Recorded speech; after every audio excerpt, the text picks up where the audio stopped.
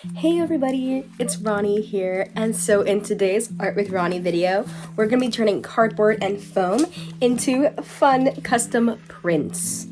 So there are a few things you need. I will provide the list in a minute, but in here we'll experiment with different ways of printmaking and how you can make your own fun little print. We'll see if it works on paper, works on fabric, and yeah.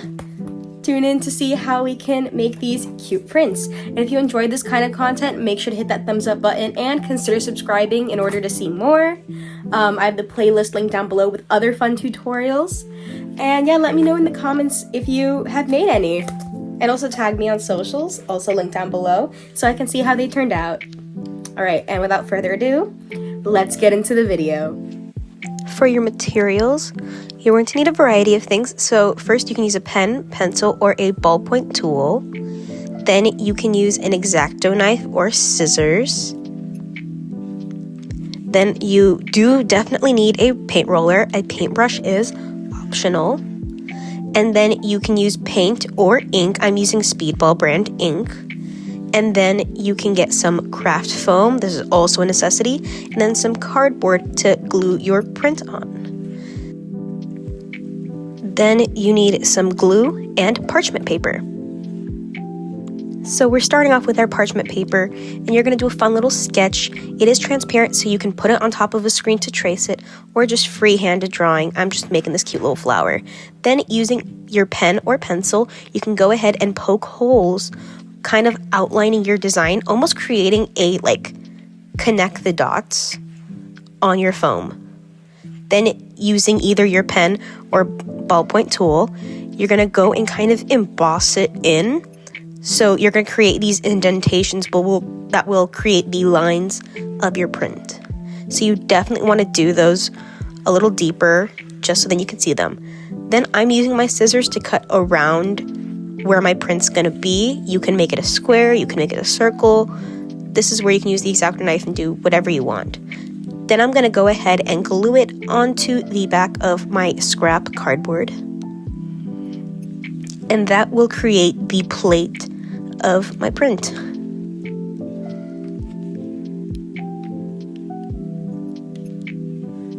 Now here comes some more of the fun part. So I want to make the stem a different color. I'm going to tape down some scrap paper just so then when I'm rolling, if it does get a little messy, it will not get that. Now I'm using a palette knife and a piece of scrap paper to roll my ink on because I don't have a proper little ink thing. So you're going to go roll it around in a couple different directions to get it all smooth. You want to make sure you cover everything you want in that specific color. Make it nice and smooth, not too thick because then it will blur in the other lines. And this is where I'm using my paintbrush to paint on some of the other part. If you have another roller, you can go ahead and roll it on in the color. I just didn't have a second one and didn't want to wash it while the ink was still wet. So I'm going ahead and even using the paintbrush to just get some details in. And then you can take your paper and smoosh it on top of the wet ink and really make sure to rub it to get it all in there. And ta-da! Now we are doing the same thing on a piece of fabric. And so we're going to see if this works. This is where you can experiment and really just test what you want to print on. And this was not so successful. I think paper is still the winner here.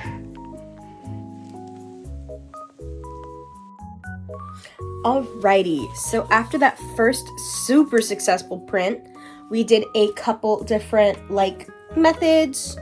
Again, similar, just use different things. So this, I used that ballpoint tip that made these really thick, bold lines. If you use a pen, it will make much smaller lines. You can also do some ombre stuff if you put two different colors next to each other and then just roll it on top. It looks super cool. This first one used ink. This next one actually used paint, acrylic paint. So as you can see, you can get some ombre stuff. It doesn't seem as clean or vibrant as the ink. It also has a different texture. You know, this feels more like smooth and matte, while this one has, a little bit of scratch to it. It also isn't it's either too pigmented where it fills in the cracks or not pigmented enough. You can really see that right here where it just made the lines a little messy. Same here. It just makes the lines a little messy. One tip I have though is that when you do use this, especially if you have small lines, use a pen or pencil or that ballpoint tip to just like clean out the lines. As you can see here, you could still see where all of the outlines are. Here, some of them start to get clogged, so you definitely want to do that to clean them. You can also use some water and a paper towel to just make sure you get all of the extra color off, so you can reuse it multiple times. You can reuse it however many times you want. We did experiment with fabric. It wasn't too successful. I mean, you could see the print came out, but the color was not there. It might just need more pressure or more pigment, but it is possible. Thank y'all so much for watching this video. I do hope y'all enjoyed following along. And again, if you enjoyed this content, make sure to hit that thumbs up button and consider subscribing, because it really does help out the channel and tells me y'all want to see more fun arts and crafts tutorials. So yeah, have a great day. Thank you all for watching, and don't forget to have fun crafting. Bye!